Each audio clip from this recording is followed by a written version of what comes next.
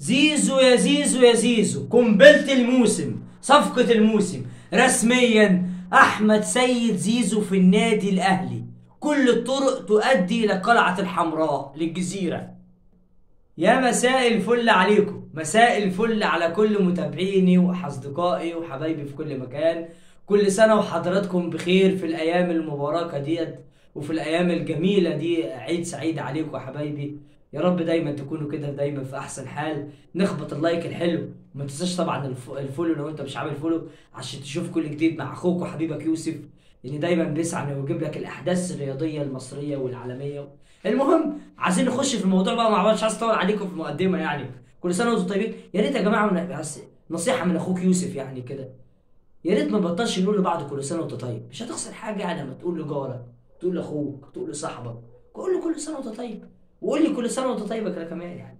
قول لي كده لو بتحبني، قول لي انا بحبكم طبعا في الله. يا رب دايما كده تكونوا دايما في خير وفي صحه وعافيه دايما يا حبايبي. المهم، العيد عيدين النهارده بالنسبه للاهلي. العيد عيدين يا اهلاويه. بالنسبه لزيزو طبعا خلاص رسميا اعلن النادي الاهلي عبر صفحته على المنصات السوشيال ميديا كلها، الفيس والانستجرام وكله يعني. رسميا زيزو في النادي الاهلي لمده 4 مواسم، في صفقه من العيار التقيل. قنبله الموسم، قنبله الموسم بما تحمله الكلمه من معنى. صفقه طبعا مدويه بلا. انت متخيل ان دلوقتي مفيش حاجه، انا بقول رايي الشخصي، مفيش حاجه اسمها انتماء. اوعى تقول لي انتماء، ما صدقش الكلام ده. انت متخيل الاهلي خد خط الهجوم بتاع الزمالك كله؟ امام عاشور، اشرف بن شرقي، زيزو. الثلاثه اللي جابوا الدوري، اللي جابوا موسمين الدوري او جابوا بطولات للزمالك موسم 2021 او 2022، اللي جابوا بطولات للزمالك في النادي الاهلي. ما حدش يقول لي انتماء. انتماء ايه؟ انتماء ده الكلام ده بيقول له اشرب ميته. بكلم بجد. اللي يقول لك انتماء والكلام ده كله، لا بيقول له اشرب ميته حبيبي. مفيش منه الكلام ده، لا لا انسى.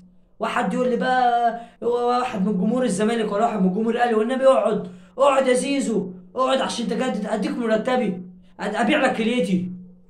ايه يا جدع، في ايه؟ هي وصلت الدرجه دي؟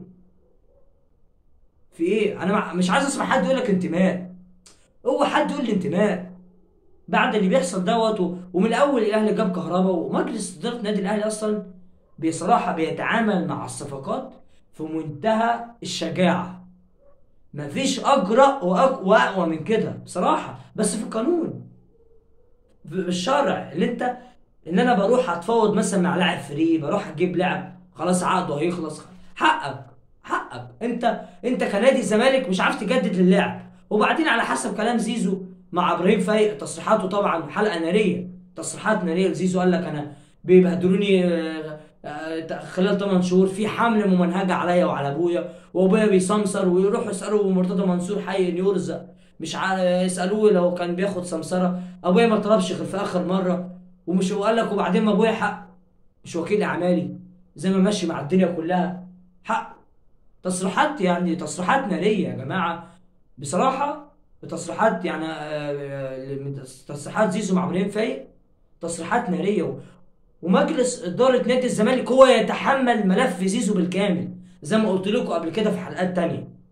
ارجع وشوف انا قلت لكم ايه قبل كده في حلقات تانية. زيزو يا جماعه موضوعه مجلس اداره نادي الزمالك هو اللي ما كانش واضح. زي ما الراجل اللي قال لك انا قعد يقول 80 مليون و100 مليون ومش عارف ايه والحكايه والروايه، وفي الاخر ما وصلناش لحل. كل ما نقعد خلاص قربنا نتفق ان احنا ممكن نجدد او نقعد، مفيش. جات لي عروض من يوم السعودي وقابله من الشباب السعودي، وجه عرض من الاتفاق وما وصلناش لحل. انت كده انت قلت وانا كان قلت لحسين لبيب لو مش لو عايزيني جددوا لي. طب جدد لي. لو انت مش هتعرف تجدد لي خلاص بيعني واستفاد بيا. عقد ب 6 مليون دولار، عقد مرعب، عقد يعني مفيش احسن واجمل من كده، وهيفيد الزمالك، هيفيد اللاعب وهيفيد الزمالك. لكن الزمالك طلع بالمولد بلا حمص. لاعب عندك كان 6 سنين في النادي، نجم الفريق، شايل الفريق في معظم الاوقات، وجاب لك بطولات، اهو طلع من عندك وانت ما استفدتش منه. ما تلومش غير مين؟ غير نفسك. ما تلومش غير نفسك. انت ما عرفتش تحافظ على اللاعب بتاعك. وتصريحات طبعا ناريه كانت من زيزو بصراحه يا جماعه. وانا بشوف بصراحه ان صفقه على الحته المستوى الفني فنيا هتفيد طبعا النادي الاهلي.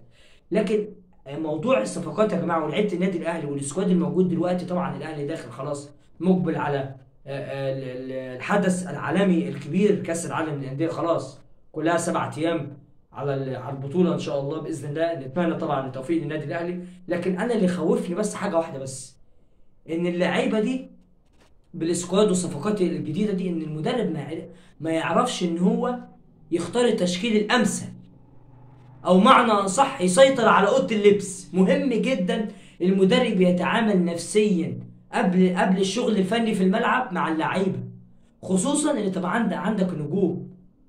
فدي الحته الفنيه. طبعا هنتكلم ان شاء الله باذن الله في الايام الجايه توقعاتنا لمجموعه الاهلي ان شاء الله، وتوقعاتنا ان شاء الله باذن الله لفرص الاهلي ان شاء الله باذن الله في الصعود. وهنتكلم وهندردش مع بعض ان شاء الله باذن الله في حلقات جديده. بس فانا رايي يا جماعه في قصه زوزي، في قصه زيزو.